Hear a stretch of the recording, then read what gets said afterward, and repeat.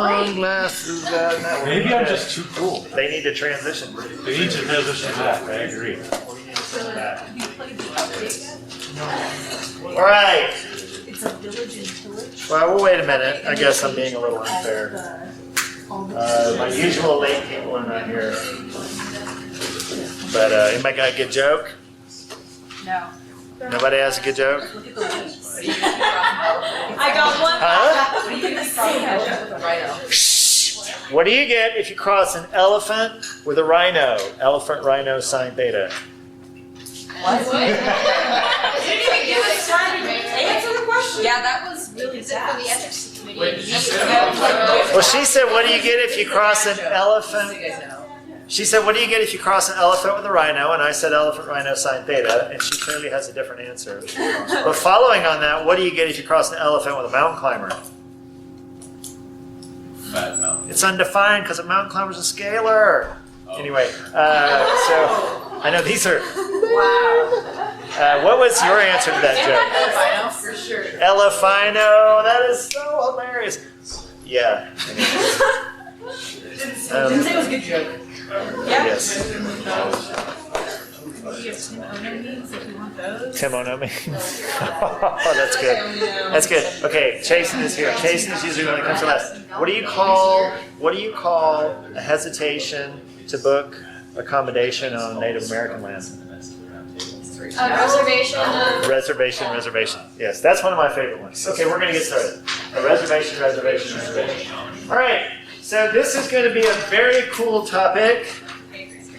You will enjoy it immensely. It's actually a lot of ideas and not too heavy in the way of computation, although there will be a little bit of computation a little later on. Should we get into evolving quiet or question hour again? No, definitely not. Yeah, so you call me crazy on YouTube. What did you say? Thanks. What happened? He responded to the crazy comment. Okay, so we're going to start. Shh, my turn. Madison, why have you got your computer out? Put it away. Well, she changed notes. I changed notes on this. Oh, you do? Okay, I'm that's not playing Minecraft anymore. okay. No Minecraft. No Minecraft. You're delaying the departure of this plane. You're the one who yelled at me. Well, you deserve it. Okay, so we're going to start with some cool things about black holes, and that's cool the way Cartman would say it. And what's going to be interesting is some of these results are proven, some of them are not. But what we're going to explore in the course of today's lecture is some non-trivial evidence that these things are true. And then towards the end of the lecture, we'll get to some highly non-trivial consequences of these things. So for starters, there exists a set of results that are generically called singularity theorems. And these were largely developed by Hawking and Penrose in the 60s. And the importance of singularity theorems in sort of the most simple version is that these are the results that tell us definitively, once and for all, that black holes are going to form as a consequence of general relativity applied to the real world. Because, for example, you might have in your mind that the Schwarzschild geometry is sort of contingent on everything in a star collapsing to a mathematical point. Well, as the star collapses, you might wonder, well, what if things are they're moving sort of inward, but because of all the thermal agitation, of what's going on and the collisions and so forth, maybe they don't actually aim directly at r equals 0. And so as they all kind of go, some of them might actually miss. And so you would have this thing that kind of collapses to a small size, but then kind of overshoots and runs away, and then maybe it oscillates or something like that. So you might think that the formation of a black hole actually requires perfectly spherically symmetric inward trajectories, which is probably not very realistic, given that the things that collapse like stars are not like perfectly spherically symmetric themselves. So what the singularity theorems that Hawking and Penrose developed do is they actually prove that even without perfect spherical symmetry, you do in fact get collapse to a point. And the way that they do it is through arguing, and they're very cool arguments. They're somewhat hard to follow the first like 600 or 700 times you read the papers, but it eventually becomes somewhat clear. But what they basically end up studying are these things called trapped surfaces. And the idea of a trapped surface is it's similar to a horizon, but not exactly the same. But the idea of a trapped surface is that mathematically you can demonstrate that a trapped surface can form where all directions orthogonal to the surface actually point towards r equals 0. So a trapped surface is one where if you move away from the surface, it doesn't matter if you go inwards or outwards, you're still going towards r equals 0. Okay? And so as these trapped surfaces form, then you're basically forcing everything to r equals 0, so it doesn't matter sort of if it comes in at an angle or if there's a lack of perfect spherical symmetry, everything has to end up at r equals 0. Okay?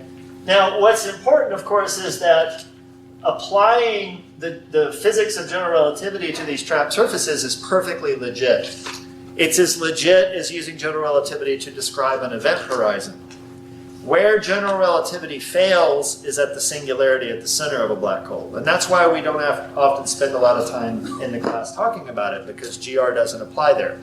We know that, the shit's hitting the fan, stuff's blowing up, things are going to be bad, but GR doesn't really work, so you'd have to replace GR with a theory that's more accurate, and something like string theory might do the trick. But in terms of looking at horizons or trapped surfaces, you don't have diverging curvature. GR applies, and so the work of Hawking and Penrose, looking and studying these trapped surfaces and demonstrating that they result in collapse to a mathematical point, is why we actually firmly believe that general relativity predicts the existence of these things which are at odds with general relativity itself. So it's kind of a weird thing. It predicts its own shortcomings. Okay. Another interesting result is what is called the cosmic censorship conjecture.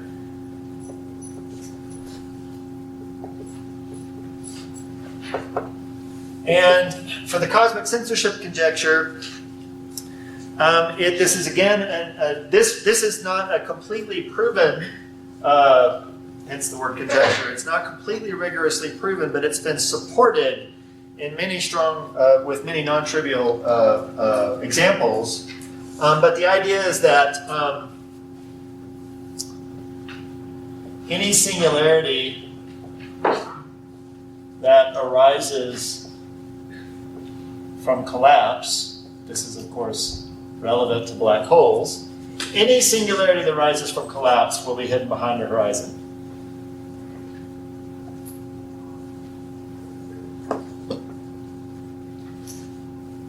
Okay. Now, obviously, there's some evidence that, or there's some support for the cosmic censorship conjecture from the analysis of the singularity theorems. Okay. However, one important exception to this, which we'll actually study at the end of this, like in one of the last 2 lectures at the end of the semester, is that there are singularities in general relativity which do not arise from collapse, and they provide the exception. Those singularities do not have to be cloaked by a horizon, and we'll talk about an example of that in one of our last 2 lectures. Okay.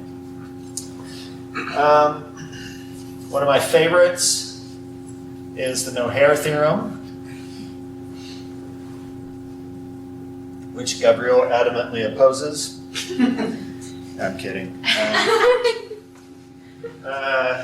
He was asking me about my watch, and I was like, Gabriel, my watch is what your forehead does. It deflects laser rays. So mean. I'm not mean. He was standing right there when I did it. It's because we're going to put this out there to the universe. Okay, so this is actually a very crucial one for something we're going to talk about later on. So stationary, asymptotically flat.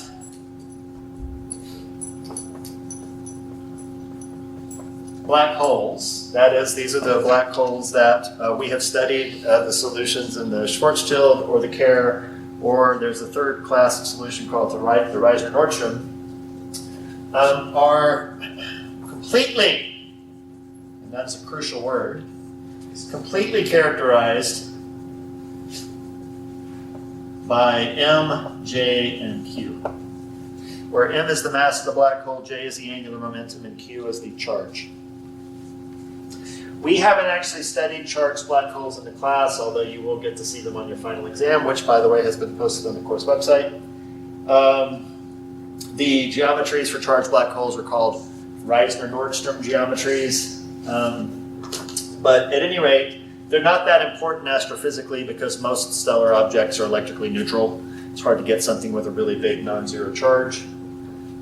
Usually we just think about mass and angular momentum. But the point of this is that those are three numbers that describe a black hole, and there's nothing else.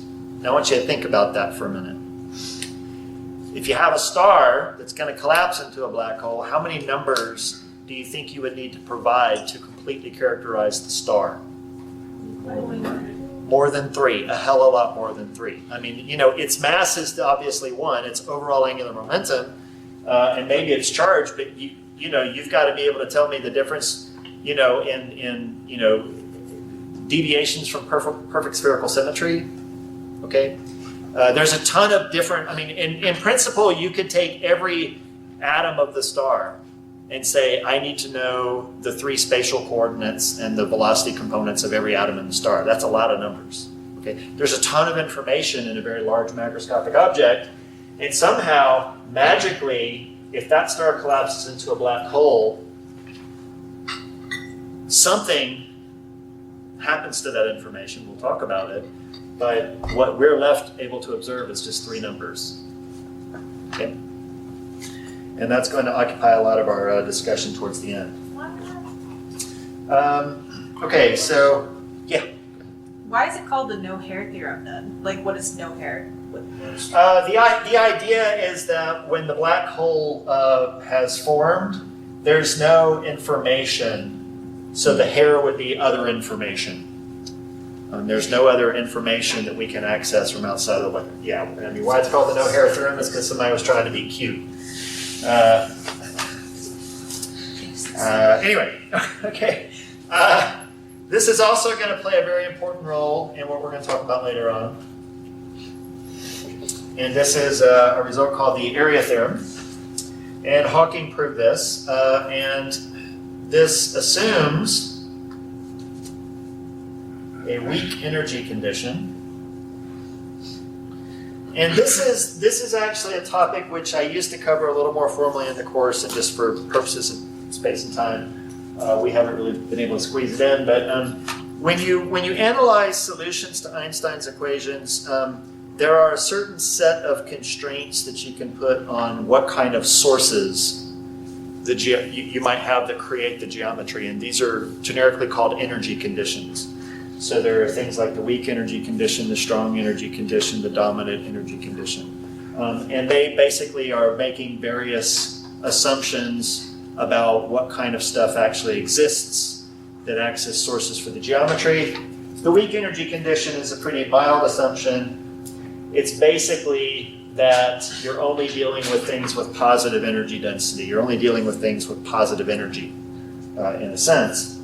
And so if we assume a weak energy condition, then a black hole's horizon area is non-decreasing. Okay? And this is actually, it's kind of, there's a trivial way to see this for a special case, but it turns out to be very non-trivial in other cases. So let's take a Schwarzschild black hole for a second. If we take a Schwarzschild black hole and we, for example, have it absorb some mass, so the black hole picks up some extra mass, delta M, you know, you throw your best friend into it, your former best friend into it, then we know the formula for the horizon radius is 2gm, okay? And so the horizon radius now grows to 2gm plus 2g delta m.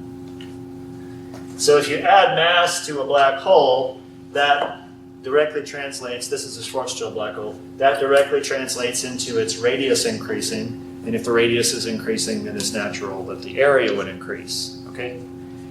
This is by no means a proof of this result, all right? And we're gonna look at a highly non-trivial test of this result in just a moment. Okay. So the importance of the singularity theorems are really, they're really just that these singularities, these black hole singularities, as weird as they are going to happen. And of course, we now have some evidence that black holes exist. Okay, we've got our gravitational wave detection, we have a photo of a black hole. Bear in mind, all of that information does not bear on whether the singularity itself exists. You know, you take a picture of a black hole, you don't see the singularity, you see the horizon. Okay, so the importance of the singularity theorems are still there, all right? The cosmic censorship conjecture, you know, is important because a naked singularity would pose a significant problem for us in our observable universe trying to use GR, because if there was a singularity that we could see general relativity breaking down. And at present, it seems like all places where general relativity breaks down in terms of collapse are going to be shielded from us. And then these two, they're kind of funny, quirky things about black holes, but they are actually going to lead us to one of the deepest unresolved problems about black holes, which is occupying a lot of theorists' time currently when they think about black holes. Okay, so it turns out, one more thing before I launch into the non-trivial examples, and that is when we talk about black holes, it's important to remember that our treatment of things in this class has kind of been using a paradigm that you've used in many other classes. That is, we have said there are big things which create a geometry, and then that's governed by Einstein's equation. And then we put little things on the geometry and watch them go. And man, I have drawn a card all day. What equation describes how things go, Avery? The geodesic equation, okay? It's the same thing you do in E&M. You use Maxwell's equations with sources to figure out the E and B fields, and then you put a test charge in there and you use the Lorentz force law, Newton's law to figure out what happens to it, okay? So we've talked a lot about the energy and the momentum of a test mass. So for example, when we looked at geodesics in the Schwarzschild geometry, talking about, you know, circular orbits, the precession of the perihelion of Mercury, there we were talking about the energy and momentum of test particles, small things. But if you think about it, a black hole is a thing. I mean, it's a thing. It's a big thing. It's a thing. So you can ask yourself, does the black hole have energy? Does the black hole have momentum? But the question is a little more abstract there, because now you're talking about the energy of a geometry. We don't treat a black hole as a test particle. Okay?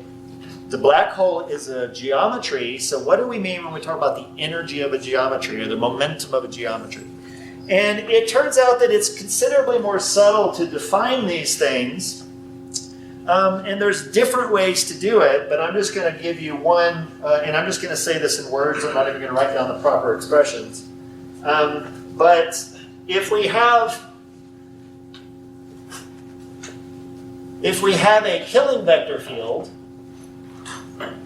or a killing vector in our geometry, and we know what killing vectors correspond to. They correspond to symmetries of the geometry. If we have a killing vector, then we can use what are called Khobar integrals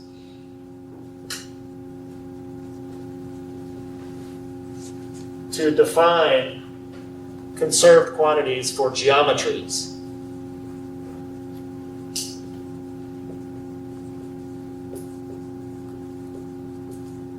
Okay, so I'm not in a case of a test particle, if you have a killing vector, you take the killing vector, you contract it with the form momentum of the test particle, and then that tells you the conserved momentum associated with that symmetry. Here, if we have a killing vector for a geometry, we do a Khobar integral, and that integral is going to end up telling us information about the conserved quantity for the geometry. I'm not going to worry about the calculation, I'm just going to give you 3 results. If we use a killing vector of this form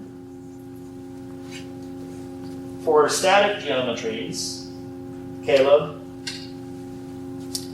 what symmetry would this killing vector be associated with?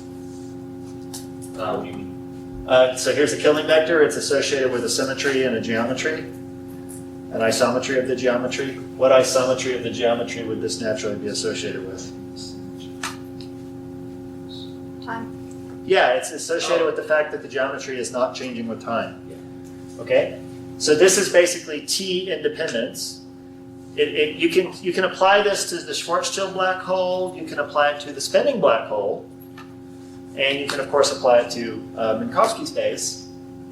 If we use this time independence, then what we discover is that if we apply it to Minkowski space, which is time independent, then the corresponding conserved quantity, which we might as well just go ahead and call the energy, because energy is the momentum dual to time, like px is dual to position in the x-axis, energy is dual to time. In Minkowski space, the Khobar integral gives us 0.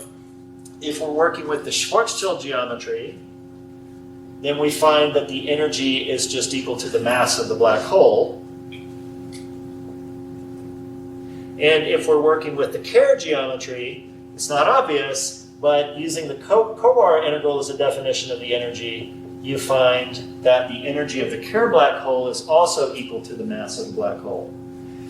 This is interesting for the Kerr geometry because the Kerr geometry has not just mass, but it also has angular momentum. And you might have wondered, if I talk about the energy of a spinning black hole, does it somehow account for both the mass and the angular momentum simultaneously? Using this definition, it's just the mass. Yeah, Chase. Does that kind of tie back to the Nohair theorem, how they're like black holes are described completely by M, J, and Q? Sure, yeah. You couldn't have expected a different answer for these quantities other than something in terms of mass, charge, and angular momentum. Now, you might wonder, where is angular momentum in the story? And for angular momentum, using the killing vector, for the Kerr geometry and Boyer-Lindquist coordinates, where this is associated with the fact that that really horrible metric I wrote down for the spinning black hole doesn't have phi anywhere in it. So it's phi independent. That's rotational invariance around the axis about which it's spinning. Then you can show that for the Kerr geometry,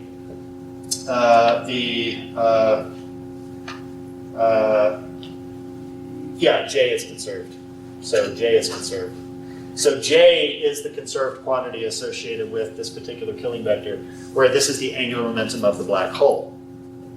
So, these results kind of make sense, but it's just non-trivial to get them and define them because we can't use the results we were using for test particles before. Okay, now, a lot of this you might forget, and that's fine, but I'm actually going to have a pretty hefty discussion talking about changing the mass of a black hole, changing the angular momentum of a black hole. And the one nugget of this that you got to keep in mind is that one. That for a spinning black hole, its energy only depends on its mass. And then it separately has an angular momentum quantity that describes it. Okay, so let's actually look at some non-trivial consequences of these things, and I know I'm going to regret this, but I got to erase something. So for the Kerr geometry, which is what we're going to spend most of today talking about, because it turns out that the spinning black hole is a very rich place to study these ideas where you think something's going to screw up and then it miraculously turns out not to. For the Kerr geometry, we can actually get a situation where it almost looks like we can violate the cosmic censorship conjecture. Okay, so let me explain to you what could happen there. So recall for an over-extreme spinning black hole, That is one where the angular momentum parameter is larger than g squared m squared. So when we talked about the spinning black hole, we talked about the geometry for different values of the angular momentum parameter. We started at a equals 0, and in that case, what did the black hole look like? Schwarzschild. It wasn't spinning at all. And then we found that as we increased a, there was a range of a where the singularity of the Schwarzschild black hole grew into this inner horizon, and then there was an outer horizon, and then the singularity became a ring. And we had all this funky behavior with these inner and outer horizons. As we cranked A up even further, eventually the inner and the outer horizons merged to form a single horizon. And that was, in that special case, what we call an extremal black hole. And then I said if you could actually crank A even further, then you would actually end up with a naked singularity. Okay, you have no horizon. So we should ask ourselves, is this possible?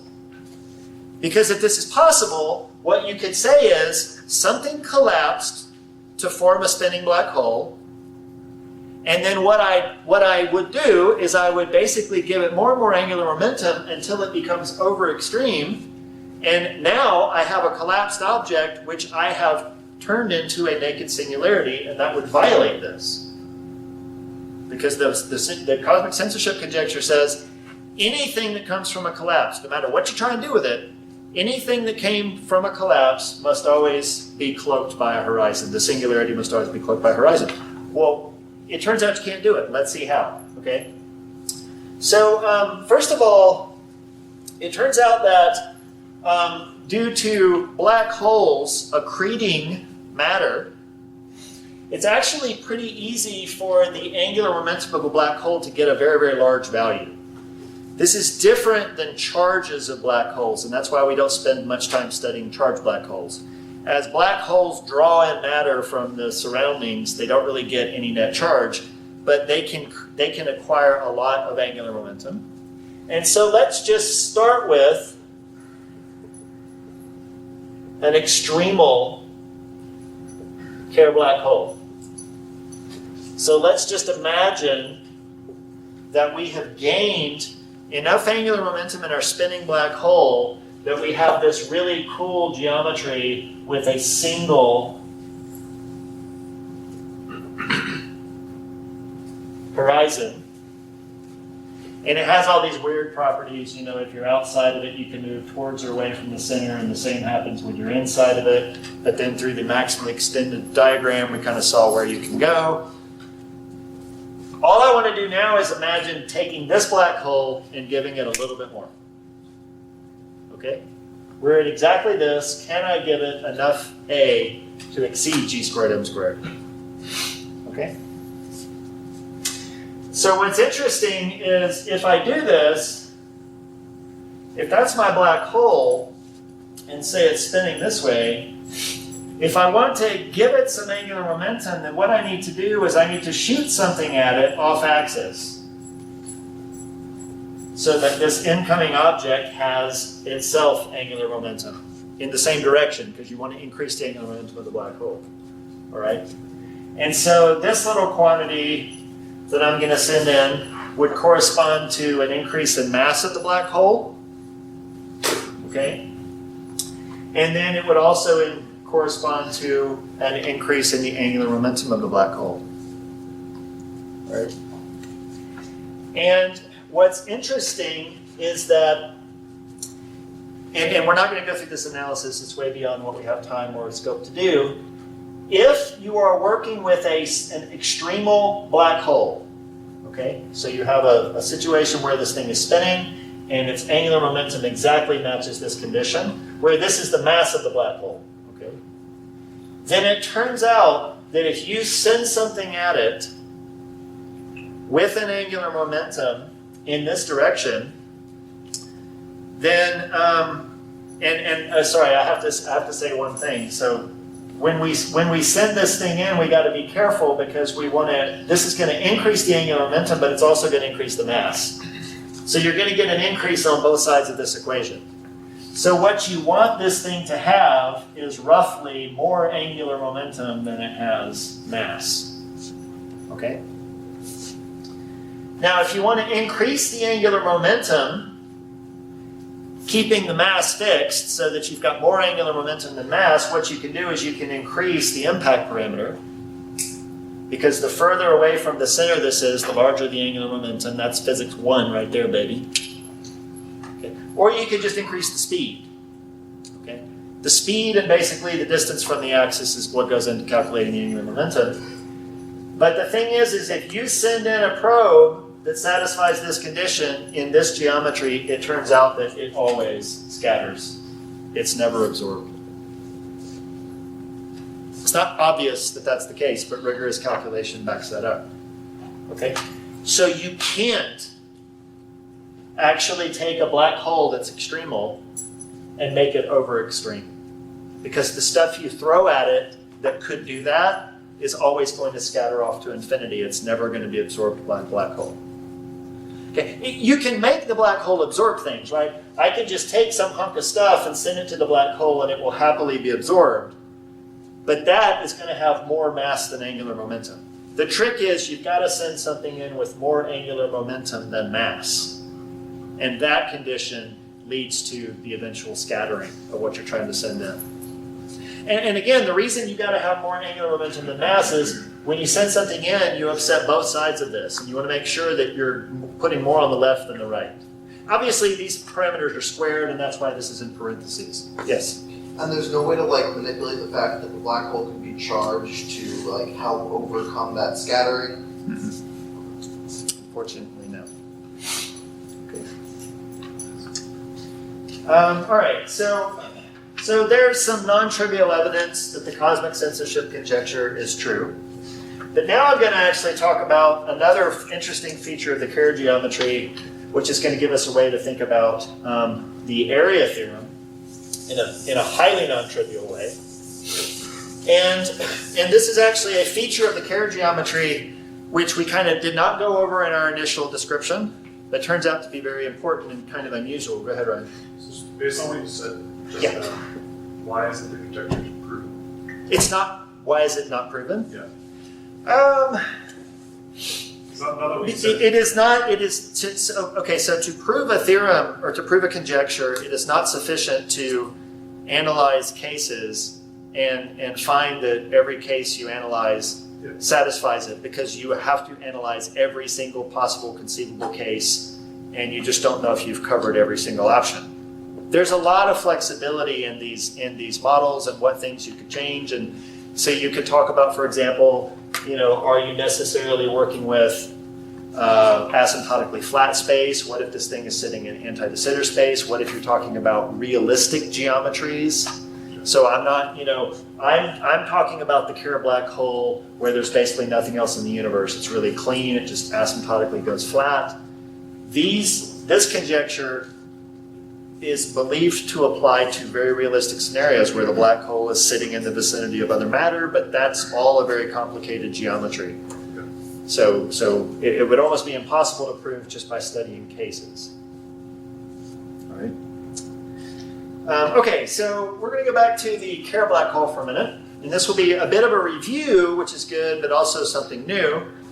So I want you to consider a Kerr black hole and just a normal sub-extremal Kerr black hole. So we've got our singularity that's been blown up into a ring, and then we know we have this inner horizon, which is sort of an oblate spheroid, and then we also have this outer horizon. And we have all of these interesting properties about where you can and can't go based on those horizons. And the geometry depends on theta, where theta is measured from that axis. And what we're going to do is we're going to put an object in the vicinity outside of this black hole, so it's not going to be inside the black hole, nothing kooky, and we're going to put it at rest. Okay. Now you might say, well, if you put it at rest, it'll stay at rest, or it won't stay at rest, it'll go into the black hole. Well, we can make it stay. We can give it thrusters, rocket pack, turn it on, aim it away from black hole, just kind of hang out, you know?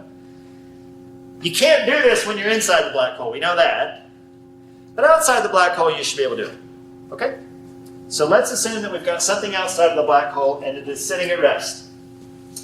If it is sitting at rest and its 4 velocity takes a particularly simple form, it only has a time-like component, okay? And here I'm working in the Boyer-Lindquist coordinates, which are basically like spherical polar coordinates, but you're not describing flat space, so we don't call them spherical polar coordinates because that's the name of those in flat space. For the Kerr geometry, these are Boyer-Lindquist coordinates.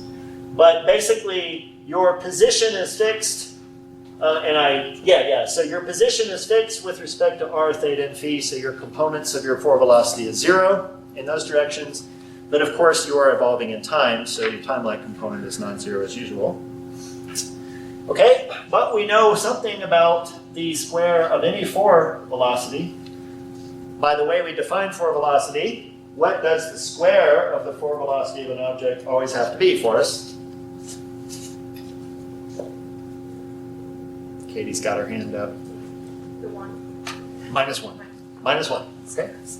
That's just the way that we define 4 velocity, okay? And you can go back to where we defined 4 velocity originally to remember why. But now, if we actually express the square of the 4 velocity using this and the metric, and I'm not going to write the Kerr metric again. You can go back and look it up in your notes. It's big, it's ugly, and it's not getting any prettier in today's lecture. But basically what happens is you take this thing and you use the metric to lower mu to form this, and then you contract it with this thing again. So the expression I'm about to write has got a factor from the metric in it, okay? And you end up with something that looks like this.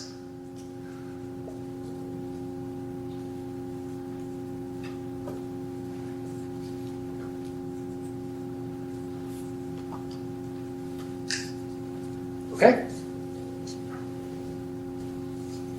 Where this quantity is basically the 0, 0 component of the Kerr metric.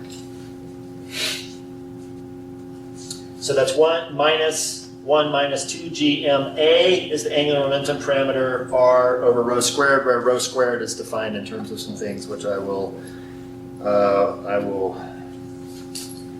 just remind you here. It's not important yet, but rho squared is defined to be r squared plus a squared cosine squared theta. Okay. All right. So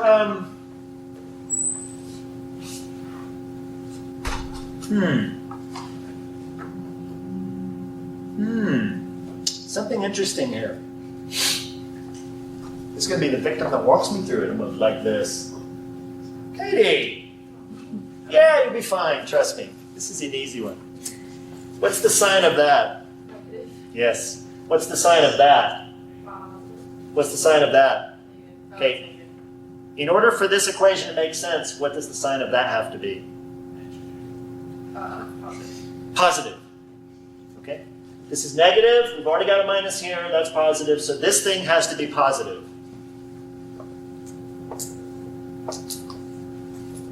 We good? Here's the problem. This is not always positive. If your r is sufficiently small, this term can actually become negative. Okay? In fact, you can derive the condition for which this happens, and you end up having to solve a quadratic, but the expression looks like this.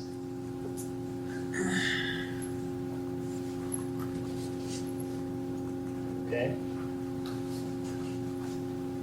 And this is important to observe, generically larger than r plus, which is gm plus the square root of g squared m squared minus a squared.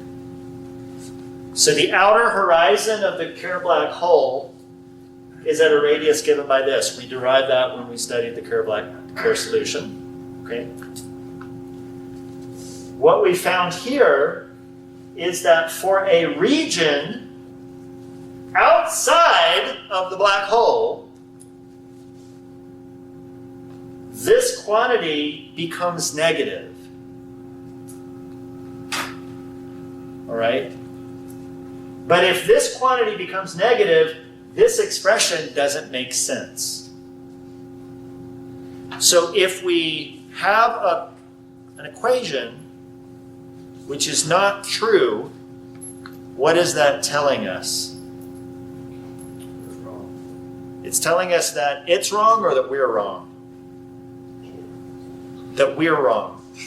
Now, if we're wrong, the first place to check is any assumption we made.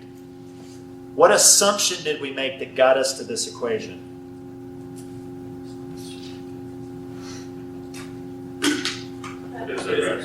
That the object was at rest.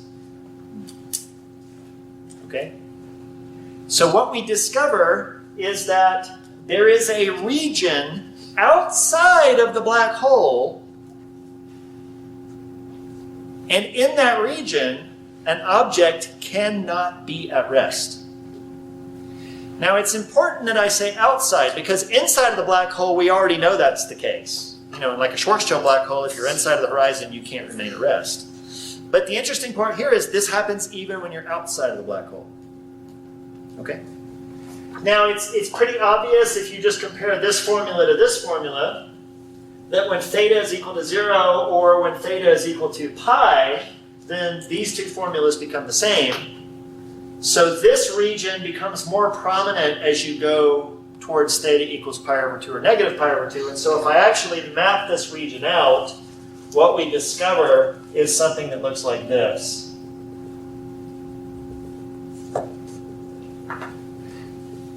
Okay? Where the radius of this thing is given by this quantity, and this region is called the ergosphere of the spinning black hole. Its radius given by r ergo. And the key observation is that it is impossible for an object to be at rest if it is within the ergosphere, even if it's outside of the horizon of the black hole. You can go outside of the ergosphere and you can have something be at rest. And again, when I say at rest, I don't mean put it there and let go, because we know that it's going to be attracted into the black hole. That's what gravity does. I'm saying you could give something an arbitrarily large booster, and it will not be able to maintain being still in this region. Chase. So things can move out or in, they just cannot stay there. Absolutely, absolutely, and that's going to be a very crucial part of where I'm going with this. You can move into this region and out of this region. Well, almost everything can, and we'll see the exception in a moment. Okay, all I'm saying is there's no mechanism that you can employ once you're in here to sit still.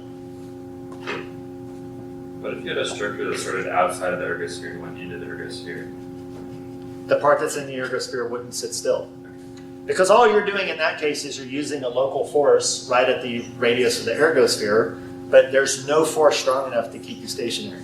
Yeah. What happens if you change directions? Like, I don't understand. You can't. Okay. You can't. So wait, but I thought Yeah. Sorry. Sorry. I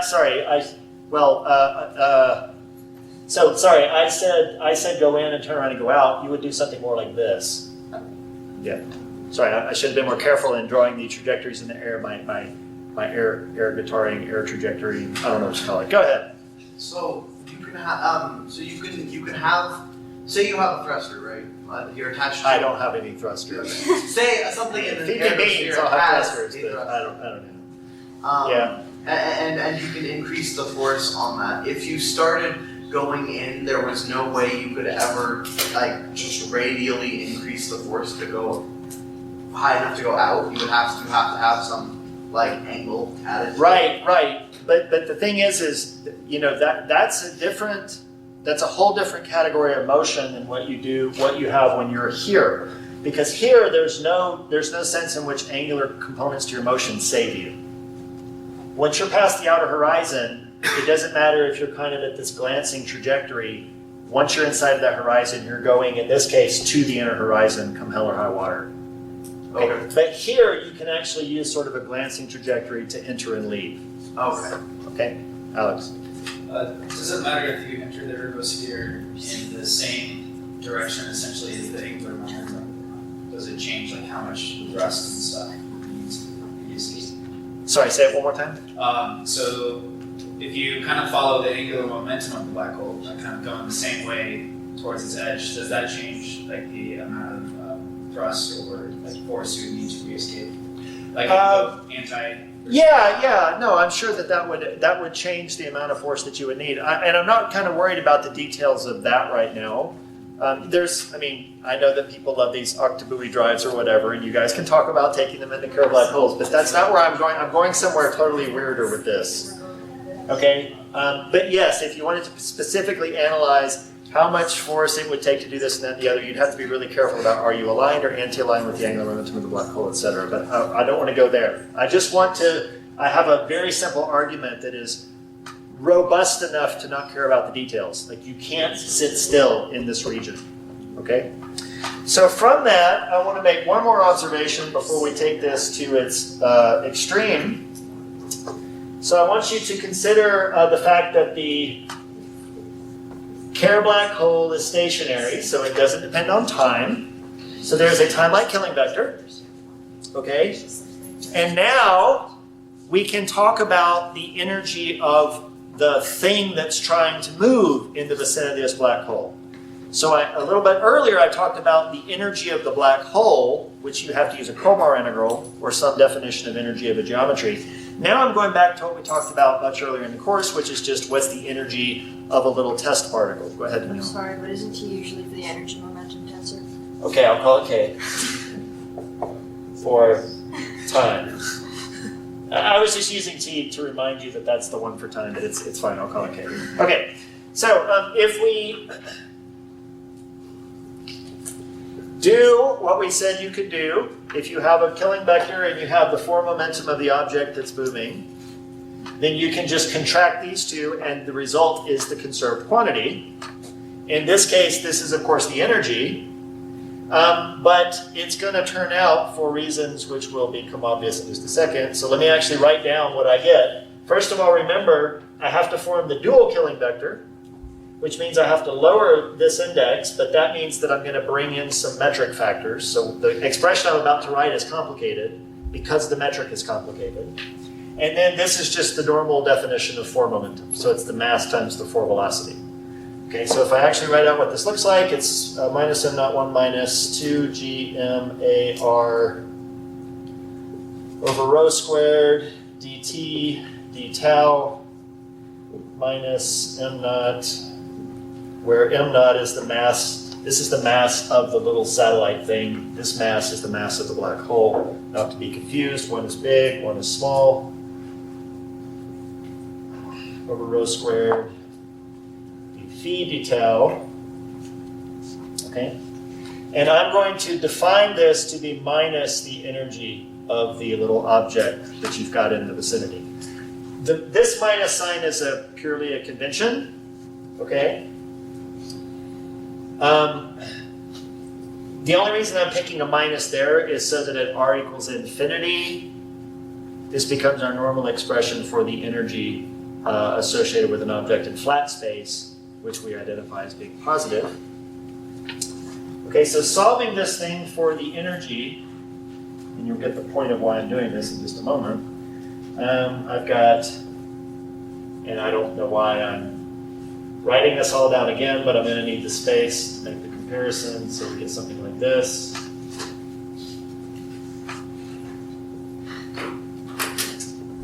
Horrible board technique at work here. Take notes, don't do. Okay, so here's the thing that I want to point out. You ready? This term is positive. Now, how do I know this term is positive? I know this term is positive because mass is positive, the number 2 is positive, big G is positive, the mass of the black hole is positive, this is squared, so it's positive, R is positive. The question, though, is A and d phi dt, or d phi d tau. D phi d tau. A and d phi d tau. The A and d phi d tau are both talking about the rotation of the black hole. So they're both in the same direction. Okay? So these two things have the same sign, They could both be positive or both be negative, but they both have the same sign, and since you're multiplying them together, the result's always going to be positive. So this entire term is always positive, okay? This term is positive, okay? Time is only going to tick up as you move in the geometry. This, of course, is positive.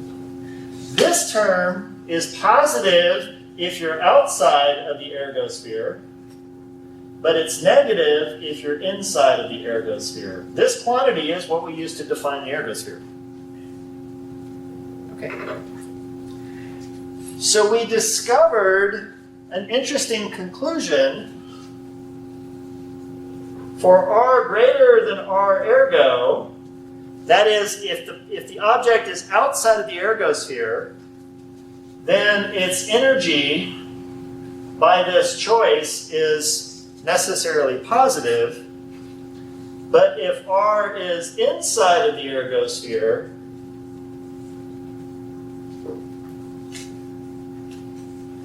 its energy can be positive or negative. Being inside of the ergosphere, in addition to the fact that you can't sit still, you are also given the luxury of having negative energy. All right? Now, here's a very important observation. If something found itself inside of the ergosphere, and said object happened to have negative energy, can said object ever leave the ergosphere? No. No, because to get out, it would have to have positive energy.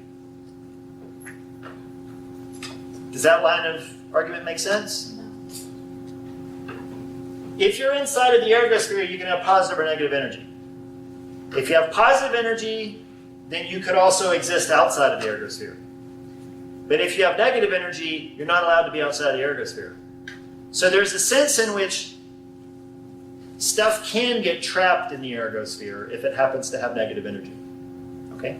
And this leads us to a very, very interesting possible process, which was invented by Penrose.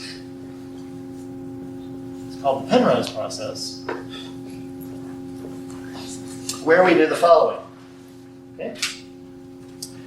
So what we're going to do is we're going to take an object outside of this ergosphere, way away from the horizon, and we're going to send it into the ergosphere, and we're going to let it break up into two pieces. One of those pieces is going to have positive energy, and the other piece is going to have negative energy. Okay? This is totally allowable inside of the ergosphere because things can exist with negative energy there. Okay? Now, of course, here I have in mind that E1 is greater than E0. Okay, this number is bigger than this number. It has to be. Right?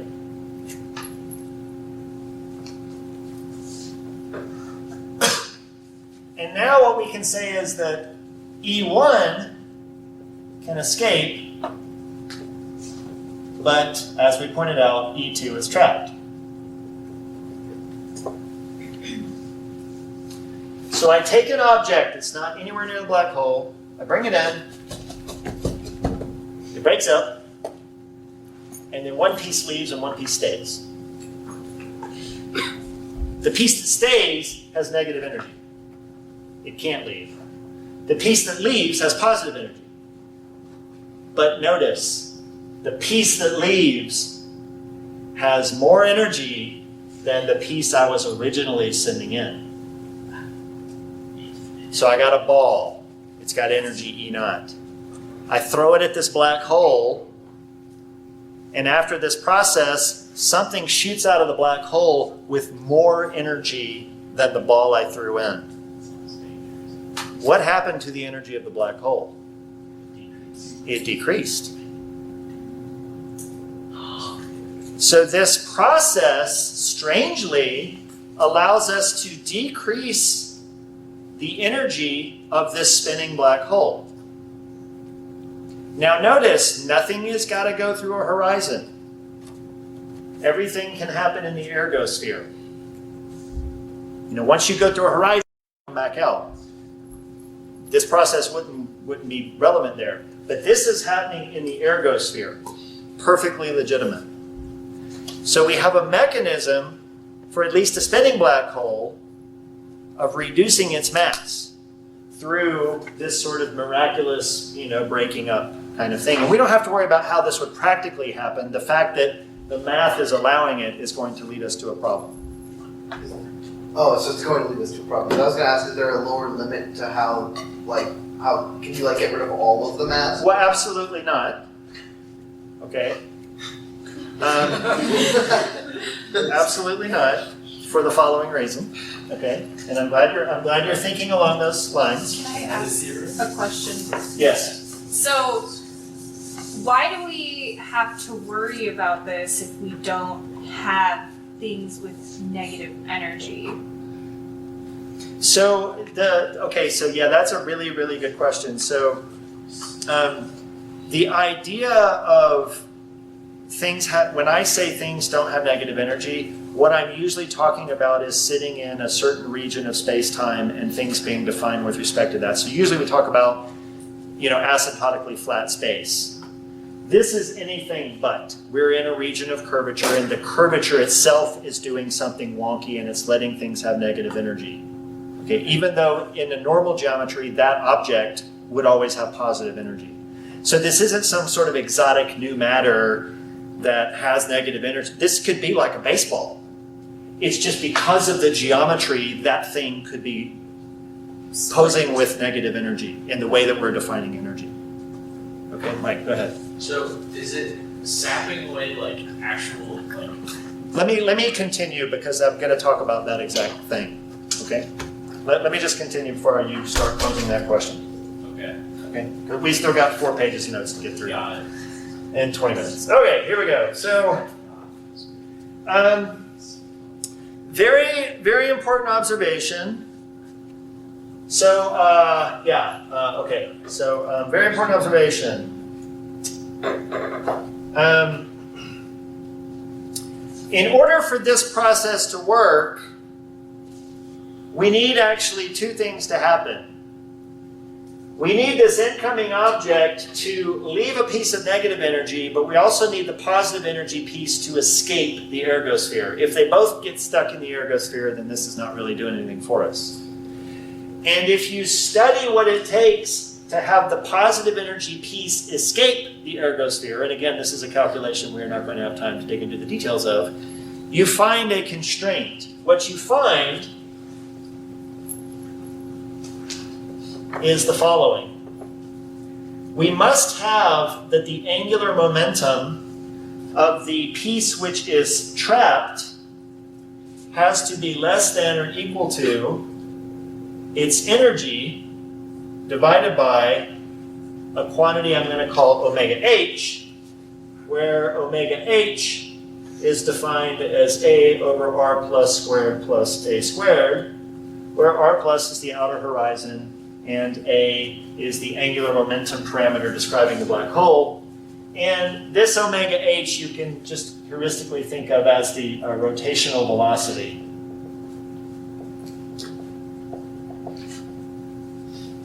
Of the horizon. Okay? You don't have to give it an interpretation, it's just a quantity that's built out of a, r plus squared, and then a again. Okay?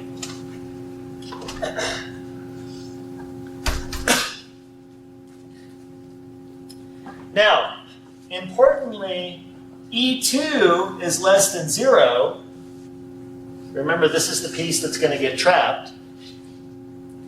So if E2 is less than 0, that tells us that J2 is negative omega h. So J2 and omega h have opposite signs. All right? Now let me just give you an idea of what that means.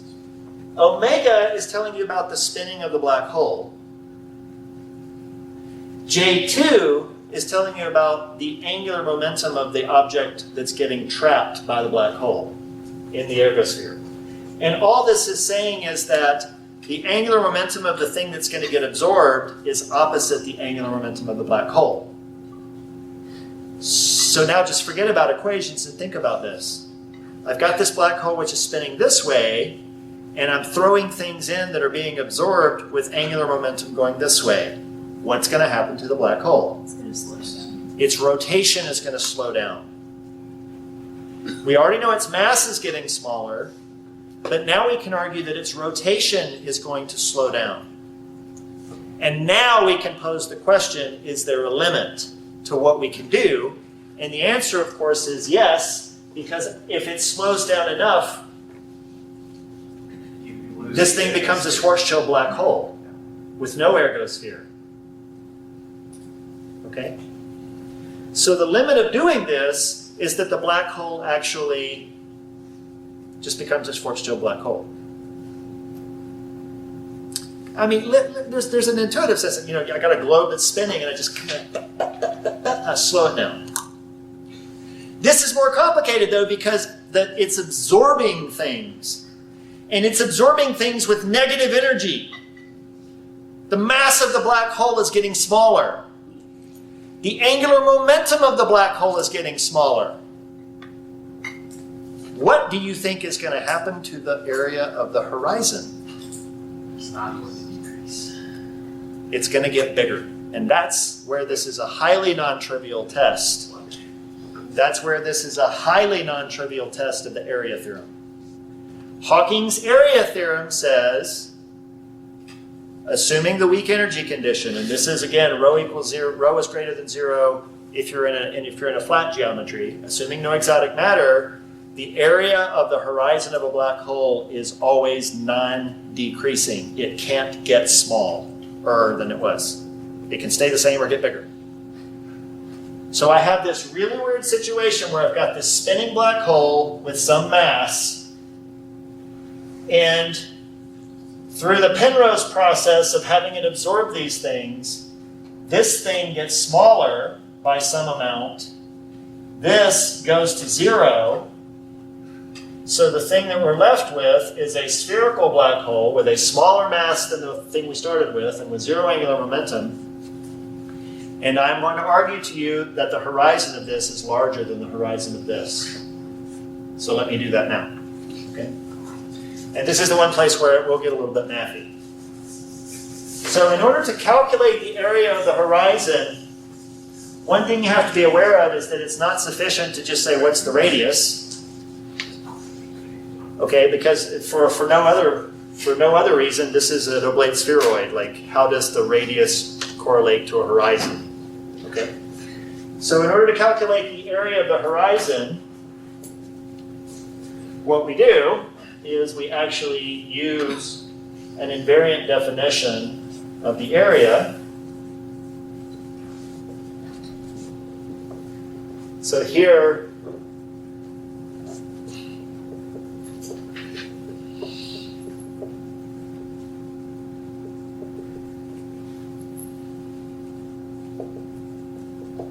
what we can do is we can take the metric of the Kerr geometry.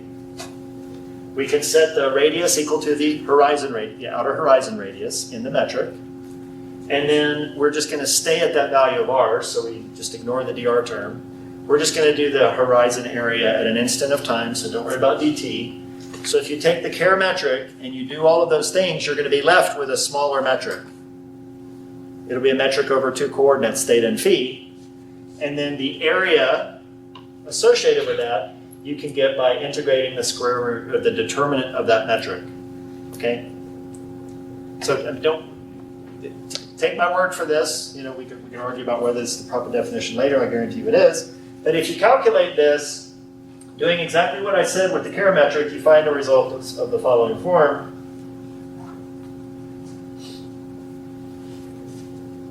Okay?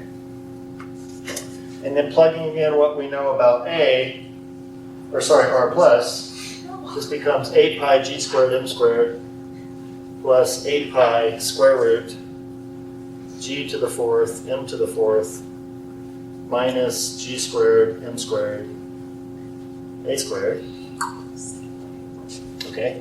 Where this quantity right here is just the square of the angular momentum of the black hole. So this is a formula for the area of the horizon of a Kerr black hole. The question I want to ask now is, how does this area change, okay, as I undergo this Penrose process? All right? So we might as well be extreme and do a perfect Penrose process. For a perfect Penrose process, we can send in material which is exactly saturating that inequality. It's sort of the most efficient Penrose process. Right? And so for an efficient Penrose process, if we vary delta M and delta J, so if we look at this formula, we've got M here, we've got M here, we've got J there. What I'm going to do is I'm going to ask, how does A change if I vary these two things? Then I end up with an expression of the following form. And this is going to be ugly, but just bear with me. 8 pi g A over omega h, square root g squared m squared minus a squared times the quantity delta m minus omega h delta j. Okay.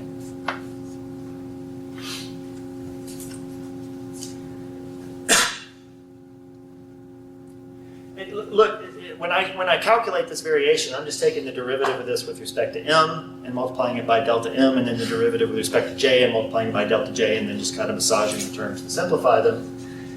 So this tells me how delta A, how the area changes. This first term is positive. H is positive, pi is positive, G is positive, the division sign is positive, I think. Okay. The key though is that omega H and A. Omega H is describing the rotational velocity of the black hole. Its sign is dictated by A. So this and A have the same sign. So these two things can both be positive, both be negative, but they have the same sign. So this whole coefficient is positive. So the sign of the change in the area is completely determined by this guy right here. Okay? Now for a Penrose process, all we have to do is realize that E2 represents minus the change in the mass of the black hole. And this is where I got to get my sign right, and this is going to drive me nuts. For any of you who want a real laugh, you should watch the video of this from the last time I taught this course. I got so confused I was laying on the table almost in tears. It was really and truthfully horrible. Yeah, no, I know. And I'm going to write down, I'm going to get this right. God damn it. Oh yeah, there it is. Yeah, delta M. No, I'm going to call that positive delta M. Because delta M can happen to be negative. Okay, so J2 is the amount of change of the angular momentum of the black hole. And so for a perfect Penrose process, this is perfect Penrose process. Perfect Penrose process, delta J equals delta M over omega H. What is the sign of that? Zero. Zero. For a realistic Penrose process, what is the sign of it? It's positive. Okay. So despite the fact that it might feel weird because we're making the black hole's mass smaller and we're slowing down its rotation, the actual area of the horizon is growing. Now, I want this to be counterintuitive because that's why this is an extremely strong example or test of Hawking's area theorem. This is a highly non-trivial result. Most people would think you're removing the energy or the mass of a black hole. The black hole should get smaller. It doesn't happen. Okay? Now, if you've got a quantity which is necessarily non-decreasing, no matter what you do, sounds like one other quantity you've encountered in physics, right? What's that? Entropy. Okay. So it turns out that there is a pretty reasonable argument to identify the entropy of a black hole with the area of its horizon. Okay? And an argument, a qualitative argument for this came from Bekenstein, who basically said the following. Suppose we have a black hole, okay? And we take someone outside of the universe, and we take a hunk of entropy from our external universe, and we throw that into the black hole, okay? Our observable universe is everything outside of the horizon. Okay, remember, we can't observe things once they've passed the horizon of the black hole. No information can come out. Well, if we take entropy and throw it into a black hole, then that means that the entropy of the entire external universe has decreased, which is not allowed by thermodynamics. You can have entropy move between subsystems, but if your system is the entire universe, there's nowhere for that entropy to go. If you throw it into the black hole, the only way for thermodynamics to make sense is for somehow there to be an entropy associated with the black hole that we experience. Well, the only thing we experience about the black hole is its horizon. And so the only thing you can naturally tie the entropy of a black hole to is the horizon, in particular the area of the horizon. Now it's important. You might say, well, what if you just say the entropy is like the radius of the black hole? You can't do that because the radius can get smaller. All right? The mass can get smaller. The angular momentum can get smaller. The one quantity that cannot get smaller is the area of the horizon. That's why Hawking's area theorem is so important. There's nothing you can do that can make that smaller. So if you're going to identify some property of the black hole with entropy, it's going to have to be the area of the horizon. Wake Danielle up. This next part's cool. I'm already awake. Good. Ready? In thermodynamics, entropy scales with what? Temperature. But say it again. The log of the number of states? Yes, so in a statistical definition, but if you have a system, and I make the system larger, how does the entropy scale? If I have a box, and I make the box bigger, does the entropy scale with the volume or the area of the box? The volume. In thermodynamics, the entropy scales with volume. If you double the volume, the entropy doubles. Notice if you double the size of a box, its area doesn't double. Okay? However, now we found something weird. The entropy of a black hole scales with the area, not the volume. So in contrast to our normal experience in thermodynamics, where entropy scales with volume, for a black hole, which is a gravitational phenomenon, the entropy seems to be scaling with area. This was the very first clue that somehow gravity is holographic. That three-dimensional or four-dimensional gravity is really somehow encoded in one dimension less. Okay? Weird. But let's go one step further and let's make that quantitative. So if we actually take the result for the area, then we can actually write the change in mass of the Kerr black hole in the following form.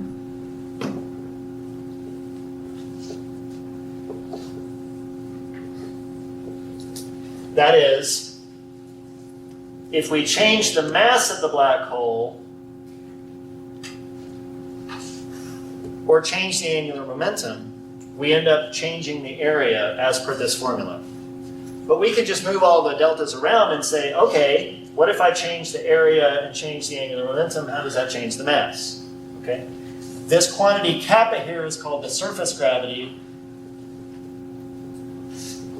And I'm not going to write the formula for you. It's kind of complicated, but it's in the notes. Okay. This is basically the acceleration that you would need to remain at rest right outside of the horizon of the black hole. But at any rate, if I look at how areas, masses, and angular momenta change, then if I squint my eyes and I compare it to a formula like this, where remember, we're proposing that the area of the horizon is somehow linked to the entropy of the black hole, then we start seeing something that looks like the thermodynamics of a black hole. Okay? Where, again, from the Khobar integral, the energy of a black hole is always completely determined by its mass. That was one of the first points I said in this lecture. Okay? We're going to try and make an association between area of the horizon and entropy. And then this is the mechanical term, which we naturally associate with the slowing down of the rotation of the black hole. And granted, we don't have pressure and volume to think about, but these are mechanical terms. It's the speed with which it's rotating and then the change in the angular momentum. Okay? So where it gets interesting is if we take these terms, then you might naturally want to say something like this.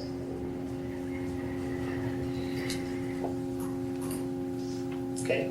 But the truth is that there's not a clear reason to split it up exactly like this. All you can really say is that this term should be this term. That exactly how you peel those two things apart is not entirely clear. All right? Until Stephen Hawking came along.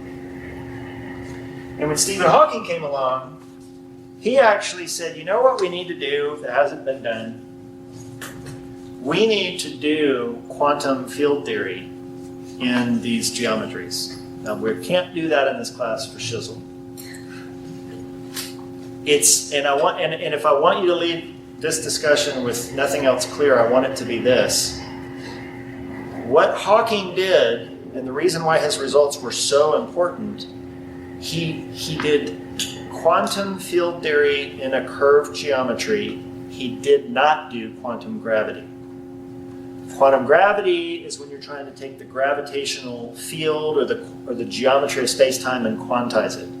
He just said, give me a curved geometry, and then I'm going to study electrons on that geometry using the normal techniques of quantum field theory. He was doing calculations which were perfectly acceptable. And moreover, he was doing those calculations outside of the horizon of the black hole. He wasn't doing the calculations near the singularity where all shit hits the fan. So he was using tried and trusted techniques, and he was applying them in regions where the curvature wasn't doing anything cray-cray. All right? And what he discovered, and I'll show you the cartoon version of it, although his calculation is using full-blown quantum field theory, the cartoon version of it is the following. One of the things we know that happens in quantum field theory is that out of the vacuum you can get these pairs of particles. For example, you can have an electron and a positron pop out of the vacuum, travel in what we kind of think of as a loop, and then annihilate each other and disappear back into the vacuum. Okay? And what Hawking's calculation uncovered is that this can happen in the vicinity of the horizon of a black hole, but before the particles meet and annihilate, one of them can actually slip inside of the horizon, therefore allowing the other one to escape to infinity. Okay? In his calculation, you can find that the particle that gets slipped behind the horizon is always a negative energy state. Therefore, what Hawking found by applying quantum mechanics on a black hole geometry is that this process, vacuum fluctuations, are going to naturally lead to the black hole getting smaller and smaller and smaller. Go ahead. That was good smaller. Say it again? It cannot get smaller. Exactly. Doesn't this contradict Hawking's area theorem? No, Why? because the horizon isn't shrinking. The horizon in this case actually will shrink. Oh, the horizon. In this case, you can do this with a Schwarzschild black hole. In this case, the horizon will shrink. This has to do with the assumption that there's no negative Exactly. letter P. Your result is only as strong as your assumptions. His area theorem is predicated on the weak energy condition, which says only rho greater than 0 stuff, which is fairly common. This is weird stuff. It's quantum mechanical fluctuations. That's the one place where we can get negative energy states. Okay? And it's not negative energy because of the geometry, it's just because it's a quantum fluctuation. So the fact that the black hole's horizon can shrink in this particular process, it's entirely due to quantum mechanics, and it doesn't violate his area theorem, which his area theorem is only holding for a weak energy condition, right? But of course, if you're outside the black hole, what does this look like? If you're outside the black hole, you just see shit streaming out. What do we call that? That's Hawking radiation. Okay. We called it air. Well, no, actually, incredibly important observation. And this is where this cartoon fails mercifully.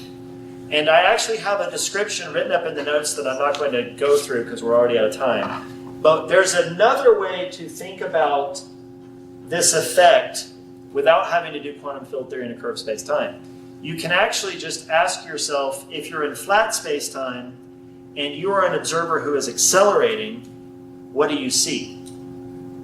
And it's crazy, but here's what you see. We can be in flat space and everything is empty. Like I'm literally in a completely empty universe and I see nothing. And then if I just start accelerating in one direction, quantum field theory and nothing else, just quantum field theory tells me that when I accelerate that way, I will see a stream of particles coming at me, seemingly out of nowhere. This is something called Unruh radiation, and it comes purely by accelerating and looking at the effects of quantum field theory. But the important observation is that that radiation is purely thermal. The distribution of energy levels is dictated by a black body curve, and that curve is dictated by one number, and that's the temperature. You can use the Unruh effect with the equivalence principle to turn acceleration. Remember, the equivalence principle basically says this, that acceleration in flat space is completely interchangeable with what happens in a gravitational field. So if you see particles streaming at you because you're accelerating, you could turn around and say, because you're in a gravitational field, you'll see particles streaming at you. But just like with the Unruh effect, those particles come out with a spectrum completely dictated by one number, and that's the temperature T. Okay? So we get two important observations from this. One, we actually figure out exactly what the temperature of a black hole is. And it turns out that the temperature of the black hole is K over 2 pi. Okay? So the area is then related to, or the entropy is related to the area over 4G. So Hawking actually calculated the temperature of a black hole. But here's the other incredibly important observation, which leads to our very final comment, and that is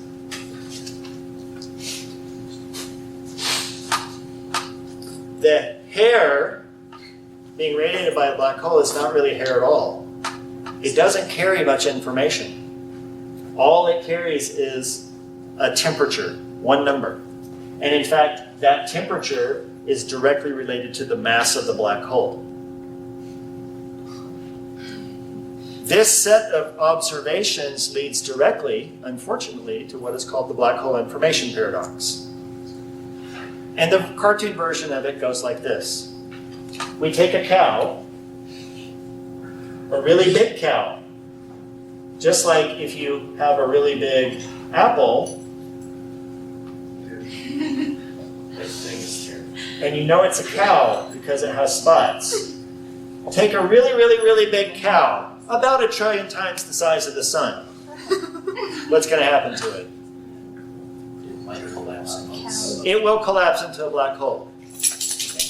I know, sorry. Dan. Okay? This cow has collapsed into a black hole. In fact, we can do better than that. We can take 2 cows.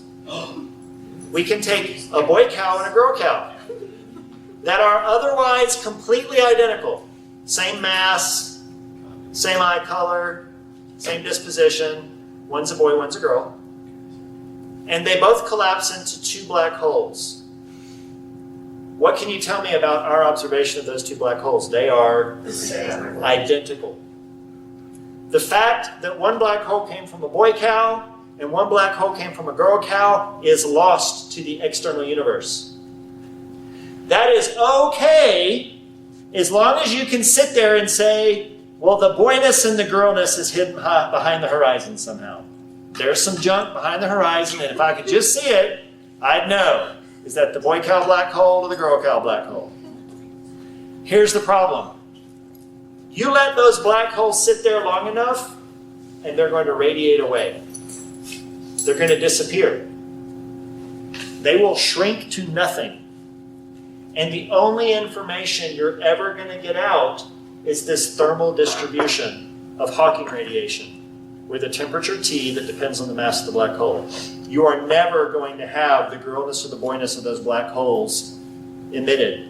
And then one fine day, those black holes are gone, and the information about the boyness and the girlness of the black holes of the cows has literally disappeared from the universe entirely.